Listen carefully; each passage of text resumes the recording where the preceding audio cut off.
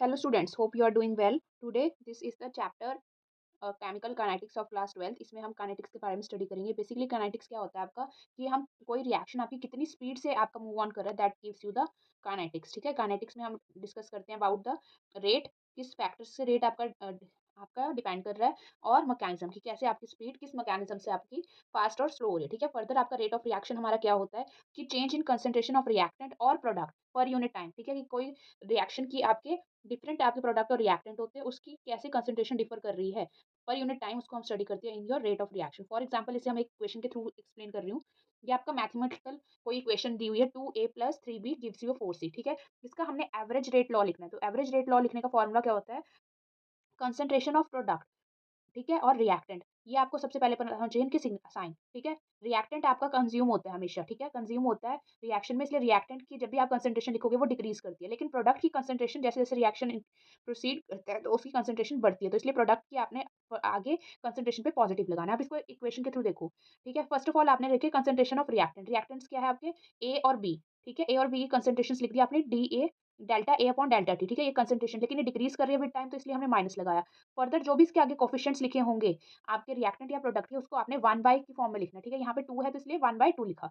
Second एक और देखो, बी के आगे 3 लिखा है तो आपने 1/3 लिखा। बी की d by d, delta B by delta t, और इसके आगे नेगेटिव क्यों लगाया, क्योंकि ये आपकी डिक्रीज कर रही है with time, concentration of reactant.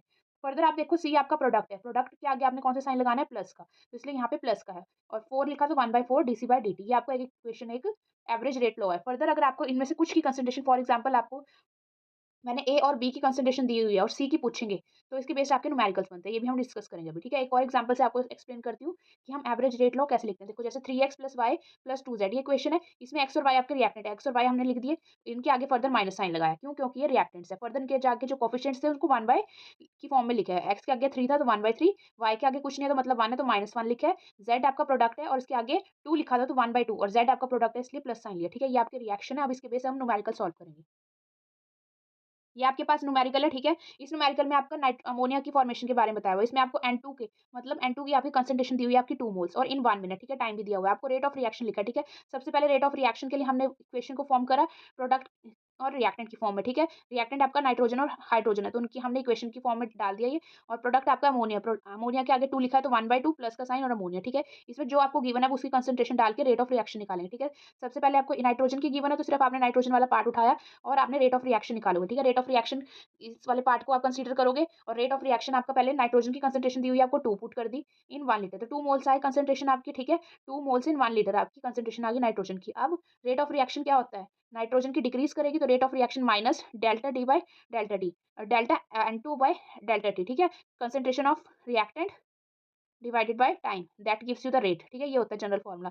अब रिएक्टेंट आपका नाइट्रोजन है, इसके आगे माइनस क्यों लगाया, क्योंकि रिएक्टेंट आपके डिक्रीज करते हैं टाइम के साथ, तो हमने माइनस लगा दिया। नाइट्रोजन की कंसंट्रेशन थी आपकी 2 मोल्स, तो हमने 2 की वैल्यू पुट करी। नीचे आपका ये मिनट्स में दिया हुआ था, आपको रेट ऑफ रिएक्शन हमेशा सेकंड्स में निकालते हो तो आपने वैल्यू पुट करी 60। ठीक है, ये यहाँ पे ऊपर कैलकुलेट करा हुआ है और वही वैल्यू को यहाँ पे पुट करते हैं, that is give you the rate of reaction. Second part देखो, रेट ऑफ आरओडी मतलब रेट ऑफ रिएक्शन आपने विद रिस्पेक्ट टू हाइड्रोजन निकालना। ठीक है, अब आपने ये वाला पार्ट फर्स्ट और हाइड्रोजन वाला कंसीडर करोगे तो -1/3 यहाँ पे मैंने ऐसे पुट करा, तो आपने ये चीज़ निकालनी है। तो 1/3 को आपने रेट ऑफ रिएक्शन आपने अबव स्टेप से निकाला, उसको वैल्यू को सब्स्टिट्यूट करा और 3 से मल्टीप्लाई कर दिया, you will be getting hydrogen की कंसंट्रेशन। ठीक है, हाइड्रोजन की कंसंट्रेशन विद टाइम। नेक्स्ट अगर आपको निकालना हो अमोनिया की आगे क्या लिखा हुआ है 1/2, तो 1/2 ऑफ योर अमोनिया निकालना है। ठीक है, तो वैल्यू को पुट करोगे, you will be getting this answer. Okay, next move on to the, ये क्वेश्चन अब आपका होमवर्क है, यू हैव टू सॉल्व। ठीक है, ये आपके लिए क्वेश्चन होमवर्क है, note it down and solve it yourself. Next factors हैं आपके, पहला फैक्टर है नेचर ऑफ रिएक्टेंट। ठीक है, जैसे जैसे जैसे आपके रिएक्टेंट्स होंगे उसके बेसिस पे आपका रिएक्शन होगा। फॉर एग्जांपल आयनिक रिएक्शंस आपके फास्ट होते हैं। ओके, आयनिक रिएक्शंस आपके फास्ट होते हैं और उन्हीं के कारण आपका रेट बहुत ज़्यादा होता है। ठीक है, रेट ऑफ रिएक्शन की कौन से फैक्टर्स है ये डिस्कस कर रहे हैं। सेकंड, अगर आपका मॉलिक्यूलर रिएक्शंस हैं तो वो आपके स्लो होते हैं। क्यों, क्योंकि मॉलिक्यूल्स को ब्रेक करने में फर्दर आयंस में एनर्जी कंज्यूम होता है और इसलिए टाइम भी आपका ज़्यादा कंज्यूम होता है। इस केस में आपका रेट ऑफ रिएक्शन आपका डिक्रीज करता है। क्यों, रेट आपका क्या फॉर्मूला होता है, कंसंट्रेशन अपॉन टाइम। ठीक है, रेट का जनरल आपका टर्म कैसे लिखते हो, rate is equal to concentration divided by time. जैसे जैसे टाइम बढ़ेगा आपका रेट डिक्रीज करेगा। ओके नेक्स्ट, आपने इसमें मैंने कोवेलेंट जो आपको बता दिया अभी, कोवेलेंट और मॉलिक्यूलर में रेट ऑफ रिएक्शन आपका स्लो होता है। नेक्स्ट आपका होमोजीनियस रिएक्शन होगा तो वो फास्ट होगा, हेट्रोजीनियस होगा तो आपका स्लो होगा। होमोजीनियस मतलब आपकी यूनिफॉर्मिटी है सोल्यूशन में, और हेट्रोजीनियस मतलब आपका कुछ गैसेस स्टेट में है रिएक्टेंट, कुछ आपके प्रोडक्ट में है, आपके डिफरेंट स्टेट में है, तो आपका reaction rate of reaction slow होगा। नेक्स्ट है stability of reactant and product. जितना ज़्यादा आपका प्रोडक्ट की स्टेबिलिटी होगा उतना रेट ऑफ रिएक्शन आपका बढ़ेगा। क्यों? क्योंकि रेट ऑफ रिएक्शन प्रोडक्ट के फॉर्म में हम कंसंट्रेशन पॉजिटिव लेते हैं, और जैसे जैसे आपकी रिएक्टेंट की स्टेबिलिटी बढ़ेगी तो रेट ऑफ रिएक्शन आपका डिक्रीज करेगा। क्यों? क्योंकि रिएक्टेंट आपके कंसंट्रेशन हम नेगेटिव लेते हैं, जितना नेगेटिव बढ़ेगा तो आपका रेट ऑफ रिएक्शन आपका बैकवर्ड जाएगा, इसलिए आपका रेट ऑफ रिएक्शन आपका डिक्रीजेस। ये आपके दो एग्जांपल्स दिए हुए हैं मैंने। ओके नेक्स्ट है फिजिकल स्टेट।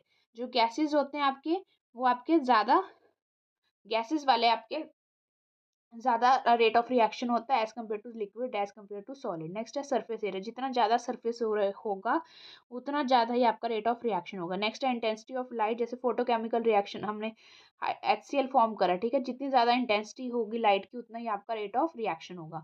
नेक्स्ट है कैटलिस्ट। कैटलिस्ट आपका जस्ट एक सरफेस एरिया प्रोवाइड करता है। क्यों? क्योंकि वो आपका लोअर्स द एक्टिवेशन एनर्जी, ठीक है, रिएक्शन को प्रोसीड करने के लिए हमें एक मिनिमम एनर्जी देनी पड़ती है जिसका नाम होता है एक्टिवेशन एनर्जी, वो कम कर देता है कैटलिस्ट, और इसलिए रेट ऑफ रिएक्शन आपका इंक्रीज करता है। नेक्स्ट है टेम्परेचर।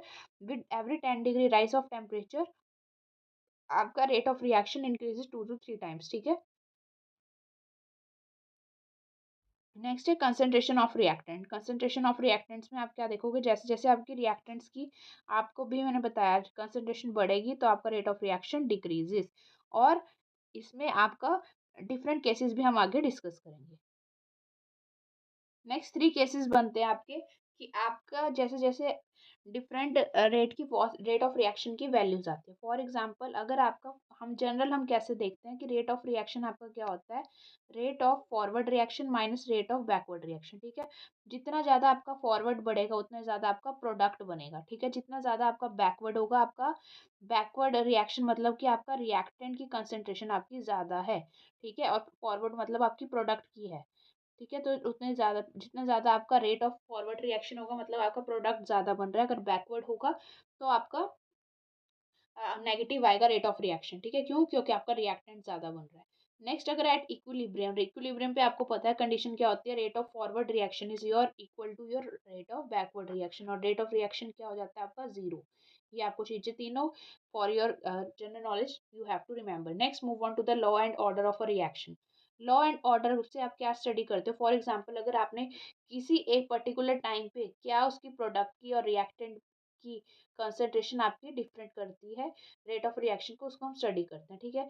इसमें लॉ और ऑर्डर देखने से पहले आपको रेट लॉ लिखना आना चाहिए, ठीक है। रेट लॉ हम हमेशा in terms of your reactant लिखते हैं, ये चीज याद रखनी है, ठीक है। जो हमने ऊपर आपका अभी ऊपर पढ़ा है वो एवरेज रेट लॉ लिखा था, उसमें हमने नेगेटिव पॉजिटिव साइन के साथ कंसंट्रेशन ऑफ रिएक्टेंट और प्रोडक्ट डिस्कस करी है। लेकिन जब भी आप रेट लॉ लिखोगे, आपको एक बात ध्यान में रखनी है कि अगर आपके गैसियस प्रोडक्ट होंगे तो वो आपका कंट्रीब्यूट नहीं करते रेट लॉ को। सेकंड थिंग, अगर आपके रिएक्टेंट्स की कंसंट्रेशन को ही देखना है, प्रोडक्ट को आपने नहीं देखना, ओके। और जो रेट डिटरमिनिंग स्टेप होता है वो आपका स्लोएस्ट स्टेप होगा। अगर मैकेनिज्म दिया हुआ है किसी रिएक्शन का तो जो स्लोएस्ट स्टेप होगा उसी से ही आपने रेट लॉ को लिखना है, ठीक है। रेट लॉ लिखने के आपके 1 to 2 मार्क्स का क्वेश्चन आता है, तो आपको ये जनरल स्टेप्स पता होना चाहिए। फर्स्ट, कि आपने स्लो वाले स्टेप्स को ही रेट लॉ लिखना है। नेक्स्ट, आपने कंसंट्रेशन ऑफ रिएक्टेंट को देखना है, ठीक है, ना कि प्रोडक्ट को, ओके।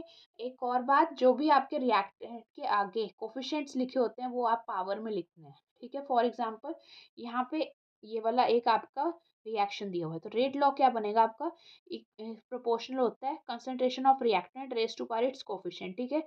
यहाँ पे इन्होंने फर्दर ए की जगह आपने एम लिखा हुआ है। क्यों? क्योंकि क्वेश्चन जरूरी नहीं है कि सारा का सारा पार्ट आपका रिएक्टेंट का प्रोडक्ट में बनेगा, जो उसका कुछ पार्ट आपका रिएक्टेंट में प्रोडक्ट में कन्वर्ट हुआ है उसको उन्होंने एम और एन की फॉर्म में लिखा है, ठीक है। इंस्टेनियस मतलब किसी एक पर्टिकुलर टाइम पे हमने डिस्कस करा है। तो आपका rate law reactant raise to power its coefficient, ये होता है, ठीक है। लेकिन इसको हम कांस्टेंट ऑफ प्रोपोर्शनैलिटी को हटा के के लगाते हैं। के अब बहुत इंटरेस्टिंग है और इसी के बारे में ही आपका आगे डिस्कशन भी होगा, ठीक है। ये आपका सारा रेट लॉ होता है, k into concentration of reactant raise to power its coefficient, ये आपका रेट लॉ होता है, ठीक है। इसको भी हम और डिस्कस करेंगे। एक और बात, अब हम जो के लगाया है, के क्या है आपका रेट कांस्टेंट, ये चीज़ यहाँ पे लिखिए, K is your rate constant और स्पेसिफिक रिएक्शन रेट आल्सो, ठीक है। Next, meaning of order and molecularity, ठीक है, दोनों डिस्कस करूंगी। ऑर्डर का मतलब क्या होता है, जो भी आपने रेट लॉ लिखा है उसमें जो रिएक्टेंट के कोफिशिएंट्स हैं उनको अगर आप प्लस करते हो, that gives you the order. यहाँ पे ये मेंशन है, ठीक है। ऑर्डर क्या है आपका, यहाँ पे आपने एम और एन आपके कोफिशिएंट्स है रिएक्टेंट के, उनको आपने प्लस किया, that give you the overall order of your reaction. Order से आप क्या समझते हो, फॉर एग्जाम्पल एक देखो, एम और एन की वैल्यू आपने पुट करी, ठीक है, एम और एन आपने पुट कर दिया रेट लॉ में, और ए की कंसंट्रेशन और बी की कंसंट्रेशन आपको दी हुई है, ठीक है। तो आपका रेट ऑफ रिएक्शन आपने सॉल्व करने के बाद आपकी ये वैल्यू आई। ओके, नेक्स्ट, इसके अब हम दो पार्ट डिस्कस करेंगे। अगर ए की वैल्यू को आपने कर दिया, ठीक है, ए की वैल्यू आपने 0.2 डाली, तो आपका रेट लॉ क्या है, k A raise to power m और B raise to power n, ठीक है। तो यहाँ पे ए की वैल्यू आपने 0.2 पुट करी और एम की जगह आपने 2 पुट करा, ठीक है। एंड तो एज इट इज बी और उसकी कंसंट्रेशन तो सेम रही, तो आप देखोगे कि जो रेट है R2 वो R1 के 4 टाइम्स हो गया, ठीक है। तो 4 टाइम्स हो गया, मतलब अगर किसी एक कंसंट्रेशन को आप डिफर करते हो, ए या बी की रिएक्टेंट्स की, तो आपका रेट डिफर करता है, ठीक है। यही हम इससे ऑर्डर से समझते हैं, ठीक है। फर्दर देखो, सिमिलरली अगर बी की डबल कर दें, ए को एज इट इज रखा, बी को डबल करा, तो बी की वैल्यू 0.2 पुट करी है, you will be getting rate जो है वो आपका डबल हो गया इनिशियल वैल्यू का, ठीक है। ए की करी है तो 4 टाइम्स हो गया, ए बी की करी है तो आपका डबल हो गया, ठीक है। तो ऑर्डर से आप क्या समझते हो कि आपका रेट आपका कंसंट्रेशन के ऊपर डिपेंड करता है, और किसकी कंसंट्रेशन, रिएक्टेंट्स की, ठीक है। इसके बेस आपके क्वेश्चंस आते हैं, वो भी अभी हम डिस्कस करेंगे।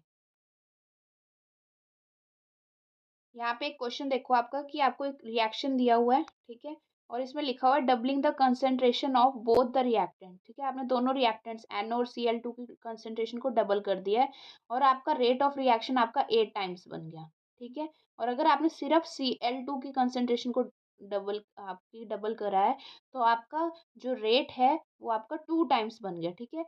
रेट आपका उस केस में क्या बन गया, 2 टाइम्स। आपको ऑर्डर निकालना है, रिएक्शन का ऑर्डर निकालना है विद रिस्पेक्ट टू एनओ, ये आपका क्वेश्चन है, ठीक है। अब मैं आपको कंपाइल कर रही हूँ। सबसे पहले आप यहाँ से रेट लॉ लिखोगे, रेट लॉ क्या आएगा आपका, concentration of reactant raise to power its coefficient, तो k is equal to NO raise to power m और Cl2 raise to power n। आपको अब m की वैल्यू निकालनी है, क्यों, क्योंकि आपको क्वेश्चन में क्या दिया हुआ है, order of reaction with respect to NO, तो आपको m की वैल्यू निकालनी है। फर्दर हम इसमें अब वैल्यूज को पुट करते हैं, ठीक है। फर्स्ट केस में अगर आपने दोनों की कंसंट्रेशन को डबल किया, ठीक है, केस 1 में दोनों की कंसंट्रेशन NO और Cl2 की कंसंट्रेशन को डबल करा, तो आपने 2NO और 2Cl2, इसमें हमने NO और Cl2 को एज इट इज रखेंगे, क्यों, क्योंकि इसमें आपको कंसंट्रेशन की वैल्यूज नहीं दी हुई, सिर्फ आपको रिलेशन दिए हुए हैं। तो आपने रेट क्या बन जाएगा आपका 8 टाइम्स, तो आपने 8R1 पुट करा, और आपने ये क्वेश्चन को सॉल्व करना स्टार्ट करा। फर्दर आप देखोगे यहाँ पे आपका 2 कॉमन आएगा दोनों में से, और रेज टू पावर समथिंग आएगा, तो जब भी रेज टू पावर होता है तो आप प्लस करते हो, ठीक है। तो आपने यहाँ पे दोनों प्लस कर दिए, 2 raise to power m plus n common आ गया। फर्दर ये आपका ये ऊपर R1 ही आ गया, ठीक है। इस जो मैंने यहाँ पे रेड मार्क करा है यहाँ पे बॉक्स से में, तो ये आपका R1 है, तो 8R1 is equal to 2 raise to power, ये आपकी वैल्यू आपने सॉल्व करी। फर्दर आप R1 से R1 कैंसिल कर सकते हो, तो 8 is equal to 2 raise to power m plus n। Further 8 को आप क्या लिख सकते हो, 2 रेज टू पावर 3, ठीक है, 2 रेज टू पावर 3। तो basis same, powers are also same, ये आपने मैथ्स में पढ़ा हुआ है, ठीक है। तो पावर्स को सेम करने के लिए 3 is equal to m plus n, ये आपका यहाँ तक पॉइंट पहुंच गया, ठीक है। नेक्स्ट, अगर आपने सिर्फ Cl की कंसंट्रेशन को डबल किया, सेकंड केस में था ना, अगर Cl की कंसंट्रेशन को आप डबल करोगे तो आपका रेट 2 टाइम्स बन जाएगा, ठीक है। तो हमने इस वैल्यू को भी आपकी पुट करने के बाद आपका जो रिलेशन बनेगा ये बनेगा, ठीक है। यहाँ से आप देखोगे कि आपने ये वाली वैल्यू आपकी, ठीक है, K1 R1 बन गई, R1 से R1 cancel, 2 is equal to 2 n, तो n की वैल्यू क्या आ गई आपकी 1। तो आपने ऊपर वाली जो ये स्टार मार्क कर रही हूँ इसमें वैल्यू को पुट करोगे, n की 1 पुट करके, तो m की वैल्यू आ गई 2। और यही आपको निकालना था order with respect to NO। ठीक है, तो ये m की वैल्यू निकालनी थी आपने ऑर्डर, तो वो क्या आ गई आपकी 2। ठीक है, एक और इस टाइप का एक और क्वेश्चन आता है। ये आपका एक टेबुलर फॉर्म का क्वेश्चन है। ठीक है, ये टेबल में आपको डाटा गिवन होता है और आपको ऑर्डर और रेट कांस्टेंट की वैल्यू निकालनी पड़ती है। ठीक है, तो इस क्वेश्चन को करने के लिए आपकी ट्रिक क्या है, सबसे पहले हम ट्रिक की बात करेंगे। ट्रिक क्या होता है आपके, आपको ए या बी जो भी आपके रिएक्टेंट और प्रोडक्ट है उन वैल्यूज को उठानी चाहिए जो आपकी सेम। फॉर एग्जाम्पल मैंने यहाँ पे फर्स्ट केस में आपकी उन वैल्यूज को उठाया जहाँ पे ए की कंसंट्रेशन आपकी फर्स्ट और सेकंड टाइम में आपकी सेम है। ठीक है, ये इसको मैं फर्स्ट दे रही हूँ, इसको सेकंड, और लास्ट वाले को थर्ड नाम दे रही हूँ। ठीक है, ये चीज़ आपको याद रखनी है कि आपने पहले मैंने कि आप किसी को भी उठा सकते हो। फर्स्ट मैंने देखिए कि जहाँ पे ए की वैल्यू आपकी सेम आ रही है, तो मैंने फर्स्ट और सेकंड को उठाया, तो बी की वैल्यू तो चेंज हो रही है ना। अब देखो बी की वैल्यू आपकी जब आपने रिएक्शन स्टार्ट करा तो 0.1 थी, और सेकंड अगर आपने रिएक्शन देखा तो वो 0.2 पे पहुंच गई, लेकिन रेट आपका देखो 4 टाइम्स बन गया। मतलब बी की कंसंट्रेशन अगर आपकी 0.1 से 0.2 पे जा रही है, ठीक है, ये शॉर्टकट बता रही हूँ आपको, पेपर में कैसे अटेम्प्ट करना है वो भी हम डिस्कस करेंगे। तो रेट आपका चेंज होएगा 1 से 4 तक। मतलब आपका अगर बी की कंसंट्रेशन आपने 2 टाइम आपकी 2 टाइम्स होगी ना, तो आपका रेट 4 टाइम्स बढ़ गया। मतलब बी की कंसंट्रेशन आपकी 2 टाइम्स होगी रेट लॉ में। ओके, तभी वो डबल बनेगा ना उसका। फर्दर अगर आप देखोगे तो अगर अब मैंने बी की फॉर एग्जांपल ये ना डिस्कस करके हमने बी की कंसंट्रेशन को देखते हैं। यहाँ पे देखो अगर हमने बी की कंसंट्रेशन को इक्वल वाली जो थी, तो बी तो सेम ही है, ए की वैल्यू को देखेंगे। अब ए की वैल्यू आपकी 2 टाइम्स बनी, तो रेट आपका देखोगे आप कि आपका रिड्यूस हो रहा है, 4 से 0.25 पे जा रहा है। तो इसकी मतलब कि रेट वाली जो आपकी ए की कंसंट्रेशन है वो आपकी कुछ नेगेटिव वैल्यू होगी, तभी आपका रेट डिक्रीज कर रहा है ना। रेट डिक्रीज कब करेगा, जब आपकी ए की नेगेटिव वैल्यू होगी। ठीक है, अब आप इसमें इसको पेपर में कैसे अटेम्प्ट करोगे। ठीक है, ये तो मैंने आपको शॉर्टकट बता दिया, आपको आंसर अगर मैच करना पड़े तो आप देख सकते हो कि बी की तो आपकी डबल होगी, लेकिन ए की आपकी नेगेटिव वैल्यू आएगी। ठीक है, तो आपने ऑर्डर निकालना है और बी और ए की जो कोफिशिएंट्स हैं उनको आप प्लस करते हो तभी आपके पास ऑर्डर आता है। फर्स्ट ऑफ ऑल हमने पहले सबसे पहले अब क्वेश्चंस कैसे अटेम्प्ट करेंगे पेपर में। सबसे पहले हमने रेट लॉ लिखा। ठीक है, रेट इक्वेशन रेट लॉ हमने किससे लिखना है, जो आपकी एक इक्वेशन दी हुई है। ठीक है, उससे हमने रेट लॉ लिखा। अब हमने एम और एन की वैल्यूज को निकालना है। ठीक है, सबसे पहले मैंने एक फर्स्ट वाला केस उठाया। ठीक है, फर्स्ट वाले केस में आपकी रेट की वैल्यू आपको गिवन है, ए और बी की वैल्यू गिवन है, तो आपने वो पुट करके एम और एन की टर्म्स में आपकी ये इक्वेशन बन गई है। ठीक है, ये तीनों मैंने इक्वेशंस बनाई। सबसे पहले मैंने इसके बेसिस पे 1 बनाया, इस पे सेकंड और इस पे थर्ड। इन वैल्यूज को पुट करने के बाद आपकी ये 3 इक्वेशंस बनी। अब आपने वैल्यूज को सॉल्व करना है। ठीक है, सबसे पहले मैंने केस लिया सेकंड डिवाइडेड बाय फर्स्ट। ठीक है, इन दो केसेस को, इन दोनों इक्वेशंस को लिया, आप उन्हें डिवाइड करा, तो आप जब सॉल्व करोगे तो आपके पास एन की वैल्यू आएगी 2। ठीक है, और यही मैंने एन किया है आपका बी, और यही मैंने आपको शॉर्टकट से बताया था कि बी की कंसंट्रेशन आपकी डबल होगी तभी आपका रेट था वो डबल आ रहा था। ठीक है, तो इसीलिए एन की वैल्यू 2 आई। फर्दर अगर आप सेकंड डिवाइडेड बाय थर्ड लेते हो, ठीक है, सेकंड डिवाइडेड बाय थर्ड लेते हो, तो आपकी वैल्यू जब आप कैलकुलेट करोगे आपकी वैल्यू आपकी -4 आ रही है। ठीक है, एम की वैल्यू आपकी क्या आ रही है, -4।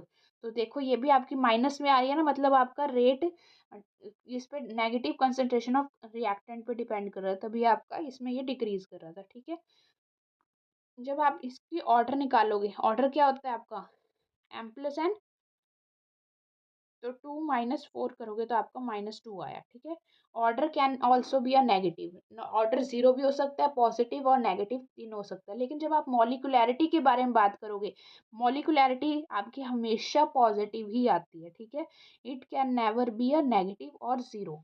ठीक है, क्यों, क्योंकि मॉलिक्यूल्स होते हैं आपके, वही अगर मॉलिक्यूल्स आपके पार्टिसिपेट करेंगे then only you will be getting the reaction. Next आप रेट कांस्टेंट निकालते हो। रेट कांस्टेंट इसमें क्वेश्चन में देखो आप के की वैल्यू को निकालोगे। ठीक है, एक मैंने फर्स्ट सेकंड वाली इक्वेशन को कंसीडर करके के की वैल्यू को मैंने निकाल लिया यहाँ पे रिलेशन में। दिस इज योर होमवर्क, ये क्वेश्चन आपको सॉल्व करना है खुद अपने आप। This is your homework. Next moving to the zero type of reaction, ठीक है, हम इसमें डिस्कस करेंगे जीरो ऑर्डर, फर्स्ट ऑर्डर। इसके लिए आपको जनरल एक ट्रिक सिखा दूंगी, आप उसी से कोई भी क्वेश्चन सॉल्व कर सकते हो। अब एक बार रिवाइज करवा रही हूँ, रेट लॉ हम थ्योरेटिकल होता है, ठीक है, ये क्या होता है, जो हमने एवरेज रेट लॉ लिखा था, ये कंसंट्रेशन ऑफ रिएक्टेंट डिक्रीज करते हैं इसलिए यहाँ नेगेटिव लिखा, प्रोडक्ट की concentration with respect to time वो आपकी प्लस लिखी, और k is equal to reactant raise to power its coefficient, जो कोफिशिएंट होता है वो हमारा क्या होता है, ऑर्डर, ठीक है। नेक्स्ट एक और चीज, आपकी यूनिट्स ऑफ के, रेट कांस्टेंट की यूनिट्स को हम कैसे लिखते हैं, ये आपको फॉर्मूला याद रखना है, ठीक है। Mole per litre raise to power 1 - n second inverse, ठीक है। यहाँ पे आप n की डिफरेंट वैल्यूज पुट करोगे, ठीक है। फॉर एग्जांपल हम अगर जीरो ऑर्डर करेंगे ना, तो जीरो ऑर्डर में n की वैल्यू आप जीरो पुट करोगे, फर्स्ट ऑर्डर में 1 पुट करोगे एंड सो ऑन, ठीक है। अभी जीरो फर्स्ट ही मैं क्या बोल रही हूँ, अगर आपका रेट किसी भी चीज के ऊपर डिपेंड नहीं कर रहा रिएक्टेंट की कंसेंट्रेशन पे, तो आपका नाम क्या होगा रिएक्शन का, जीरो ऑर्डर रिएक्शन। अगर आपका रेट एक कंसेंट्रेशन पे डिपेंड कर रहा है, ठीक है, रिएक्टेंट में से सिर्फ एक ही कंसेंट्रेशन पे डिपेंड कर रहा है रेट, तो आपका फर्स्ट ऑर्डर होगा, ठीक है। इसे हम अभी मैं फर्दर डिस्कस करूंगी, ओके। फॉर एग्जाम्पल अगर मैंने आपको बात करी है जीरो ऑर्डर रिएक्शन में, ठीक है, जीरो ऑर्डर रिएक्शन के लिए आपका क्या होगा, फॉर एग्जाम्पल ए आपका प्रोडक्ट बना रहा है, ठीक है, बी ये आपका प्रोडक्ट बना रहा है, तो रेट लॉ क्या होगा आपका, रेट लॉ आपका is equal to k raise to power A zero, ठीक है। मतलब रेट आपका किसी पे भी डिपेंड नहीं कर रहा, तो रेट आपका रेट कांस्टेंट के इक्वल ही आ गया, ठीक है। तो इस केस को हम क्या बोलते हैं, जीरो ऑर्डर। सिमिलरली अगर आपका ए टू बी बना रहा है और अगर आपका रेट की वैल्यू इक्वल आ गई रेट लॉ की ए रेज टू पावर 1, तो आपका ऑर्डर क्या आया, 1, तो आपका ये कौन सा केस है, आपका फर्स्ट ऑर्डर रिएक्शन, ठीक है, फर्स्ट ऑर्डर रिएक्शन, ओके। इसके फर्दर हम आगे डिस्कस करेंगे कि आपका ग्राफ कैसे बनता है, हाफ लाइफ कैसे करते हैं, रेट लॉ की वैल्यू क्या होती है, ये वाला आपके क्वेश्चंस इंपॉर्टेंट बनते हैं इस टॉपिक में से।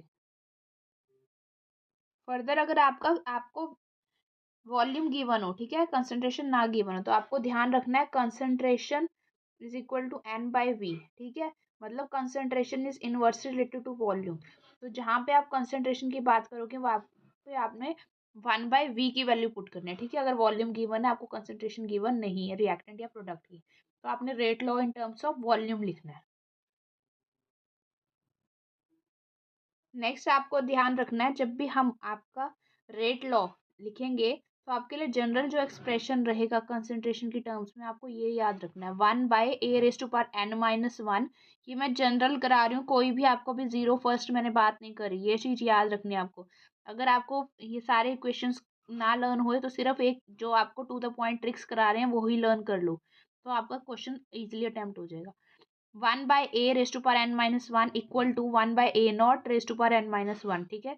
यहाँ a लिखा है और a नॉट लिखा है, a नॉट क्या है, इनिशियल कंसंट्रेशन, प्लस ऊपर प्लस लिखा है न्यू के टी, न्यू क्या है आपकी स्टोक्योमेट्री, मतलब कितने उसके मॉलिक्यूल्स उस रिएक्शन में पार्टिसिपेट कर रहे हैं वो आपका न्यू है, के क्या है आपका रेट कांस्टेंट, टी क्या है टाइम, तो आपके पास आपकी कि कितना आपका अमाउंट आपका लेफ्ट, या आपके पास ये क्वेश्चन पूछे होते हैं तो उसके लिए आपका ये जनरल है। नेक्स्ट आपका इसी से ही आप हाफ लाइफ वगैरह भी कैलकुलेट कर सकते हो, कि आपने ए की जगह a0/2 पुट करके टी की वैल्यू आप निकाल सकते हो, टी हाफ, ओके।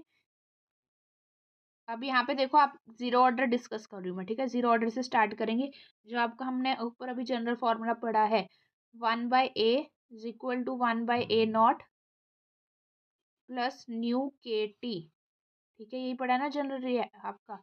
इसमें अब आपने जो आपने रिएक्शन है उसमें आपने वैल्यू पुट करनी है जीरो ऑर्डर के लिए, ठीक है। जीरो ऑर्डर के लिए आपकी जो आप एन की वैल्यू पुट करते हो, यहाँ पे n रेज टू पावर -1 करवाया हुआ है ना, तो एन की वैल्यू जीरो पुट करोगे, दोनों साइड n-1 है, तो एन की वैल्यू को जीरो पुट करने के बाद आपका जो बनेगा -1 बनेगा, ए 1/a⁻⁻1, इसको आप ऊपर लेके जाओगे तो आपके पास ये रिलेशन बनेगा, ठीक है। यहाँ पे मैंने क्या करा है आपका, ये आपका जनरल फॉर्मूला था, एन की वैल्यू को पुट करा zero, you will be getting this as your rate law, ठीक है। रेट लॉ आपका ये बन जाएगा, ठीक है। यहाँ से फर्दर आप के की वैल्यू निकाल सकते हो, के की वैल्यू को निकालने के बाद आप रीअरेंज करने के बाद आपके पास ये रिलेशन बनेगा। ठीक है, एक आपको सिर्फ ये वाला फॉर्मूला याद रखना है। आप कोई भी रिएक्शन को सॉल्व कर सकते हो, 0, सेकंड, थर्ड, फोर्थ, कोई भी एक्सेप्ट 1 के लिए। 1 वाला जब आप करोगे तो उसकी आपकी कुछ आपके इसमें रिलेशंस की जो आप थ्योरेटिकल और एक्सपेरिमेंटल वैल्यू सेम नहीं आती, इसलिए 1 वाला आप इससे कैलकुलेट नहीं कर सकते फॉर्मूला से। इसके अलावा आप इसमें एन की वैल्यू 0, 2, 3 एंड सो ऑन कोई भी वैल्यू पुट करोगे तो आपके पास आपके रेट लॉ आ जाएगा। ठीक है, कि ए की वैल्यू आ जाएगी और टी हाफ की भी और रेट कांस्टेंट की। आपको सिर्फ ये फॉर्मूला याद रखना है, 1/a⁻n−1 is equal to 1/a0⁻n−1 plus n-1 into न्यू के टी। ठीक है, एन क्या है आपका ऑर्डर। ओके, नेक्स्ट ये आप देखोगे, आप जो आपका हाफ लाइफ आएगा जीरो ऑर्डर के लिए, वो rest A not divided by 2 new के। जब भी आप बुक में देखोगे कई बार आपका न्यू नहीं दिया होता, न्यू क्या होता है आपकी स्टॉक्यूमेट्री। ठीक है, स्टॉक्यूमेट्री फॉर एग्जांपल अगर आपका ए से बी बना है तो आपकी स्टॉक्यूमेट्री न्यू की वैल्यू आ गई 1। अगर 2a से b बना है तो आपकी स्टॉक्यूमेट्री न्यू की वैल्यू आएगी 2। ये होता है आपका स्टॉक्यूमेट्री। ठीक है, न्यू की क्या होता है आपका स्टॉक्यूमेट्री। नेक्स्ट आपका अगर देखोगे तो टी हाफ क्या होगा आपका a0/2 के, और अगर टी 100% देखोगे तो a0/k हो जाएगा, 2 नहीं आएगा। ठीक है, और अगर टी 3/4 करेगा मतलब वो 75% वो बात कर रहे हैं, कई बार आपको रिएक्शन में यही लिखा होता है टी 75 निकालो, तो वो क्या होगा टी 3/4, वो किसके इक्वल होगा 1.5 ऑफ टी हाफ। ठीक है, ये वैल्यूज आपको याद रखनी है। नेक्स्ट हम इसका करेंगे graphical representation. Zero order reaction के लिए देखो, आपका रेट कंसंट्रेशन पे डिपेंड नहीं करता। ठीक है, A naught raise to power zero होता है ना, rate is equal to K into A naught raise to power zero. ठीक है, जीरो ऑर्डर के लिए तो मतलब कंसंट्रेशन पे रेट डिपेंड नहीं करता, तो स्ट्रेट लाइन आएगी। ठीक है, टी हाफ करोगे तो a0/2 के, ये ऊपर लिखा हुआ है, तो a0/2 के आपकी लीनियर ग्राफ आएगा आपका हाफ लाइफ का। ठीक है, नेक्स्ट अगर मैंने इसमें क्या बोला था आपको, जो आपका जनरल फॉर्मूला है उसमें आपने वैल्यू n=1 को छोड़ के कोई भी वैल्यू पुट करोगे आपके पास सेम आपके पास रिलेशन आ जाएगा। ठीक है, इसी वैल्यू में अगर जो हमने ऊपर रिलेशन करा था 1/a⁻n-1 में n की वैल्यू अगर 2 पुट करोगे तो सेकंड ऑर्डर आ जाएगा आपका। सेकंड ऑर्डर के लिए आपका जो रेट लॉ होगा वो आपकी वैल्यू ये आएगी। ठीक है, k इज इक्वल टू ये, या फिर आपकी आप उस रिलेशन में मैं वैल्यू पुट करके बता रही हूँ आपको, n-1 equal to 1/a0 raise to power n-1। ठीक है, plus n-1 new k t. ठीक है, n-1 को मैं 2 - 1 1 बन जाएगा, तो न्यू इंटू के टी आ जाएगा। न्यू की वैल्यू फॉर एग्जाम्पल मैंने 1 ही रखी है, तो उस केस में आपका जो रिलेशन बनेगा ये वैल्यू आई है आपकी। ठीक है, इसको आप n की वैल्यू को 2 पुट करा यहाँ पे, तो 2 - 1 1 बन गया, तो आपके पास ऑन रीअरेंजमेंट के की वैल्यू आपके पास ये आई 1/t ये। ठीक है, ये आप सॉल्व करके देखोगे तो आपको ये रिलेशन मिलेगा। ठीक है, सिमिलरली यहाँ पे भी आप टी हाफ वगैरह वैल्यूज को कैलकुलेट कर सकते हो। टी हाफ के लिए आपको ए की वैल्यू क्या पुट करनी है, a0/2। ठीक है, ये वैल्यू पुट करोगे तो टी हाफ आपके पास आ जाएगा। ठीक है, इसका टी हाफ का आपका जनरल फॉर्मूला भी अभी मैं आपको कराऊंगी। नेक्स्ट मूविंग टू द अगर फर्स्ट ऑर्डर है, सिमिलरली आप थर्ड और फोर्थ ऑर्डर भी इसी वाले जो आपको रिलेशन करवाया इसी वैल्यू रिलेशन में आप कैन की वैल्यू आप 3 4 कुछ भी पुट करके फर्दर हायर ऑर्डर रिएक्शंस को कैलकुलेट कर सकते हो। एक और बात, आपके जो रिएक्शंस होते हैं वो आपके लोअर ऑर्डर के ही होते हैं, हायर ऑर्डर रिएक्शंस इतने कॉमन नहीं होते, वो रेयर होते हैं। क्यों? क्योंकि जितने ज़्यादा आपके रिएक्टेंट्स बढ़ेंगे उतना ही आपका ऑर्डर होएगा। तो लेकिन ज़्यादातर रिएक्टेंट्स आपके ईजिली कोलाइड नहीं करते। क्यों? क्योंकि आपस में उनका कोलिजन इतना अफेक्टिव कोलिजन नहीं होता टू फॉर्म अ प्रोडक्ट। तो अफेक्टिव कोलिजन होने के कारण higher order reactions are rare.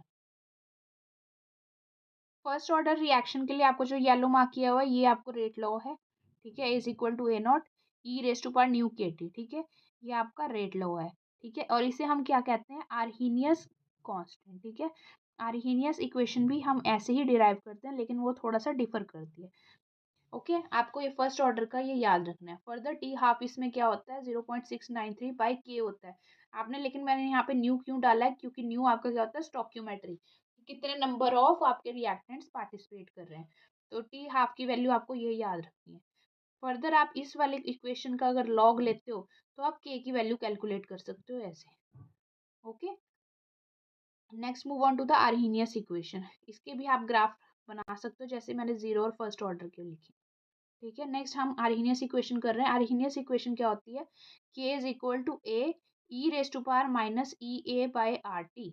ये आपकी आर्हीनियस इक्वेशन होती है। ठीक है, ई ए क्या है? आपकी एक्टिवेशन एनर्जी।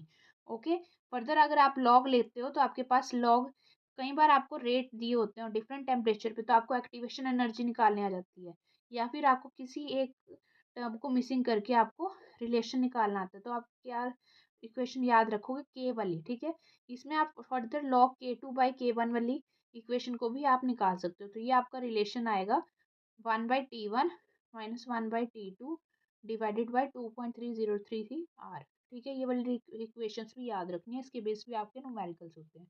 ठीक है, hope you will understand it. इतना पढ़ लोगे आपके काइनेटिक्स में फुल मार्क्स आने की प्रोबेबिलिटी फुल है। ठीक है, तो आपने ये ही पढ़ना है सिर्फ। इसके अलावा आपकी चॉइस है कि अगर आपने और न्यूमेरिकल्स करना है that you can go on your basis. ठीक है, hope you will like share and subscribe.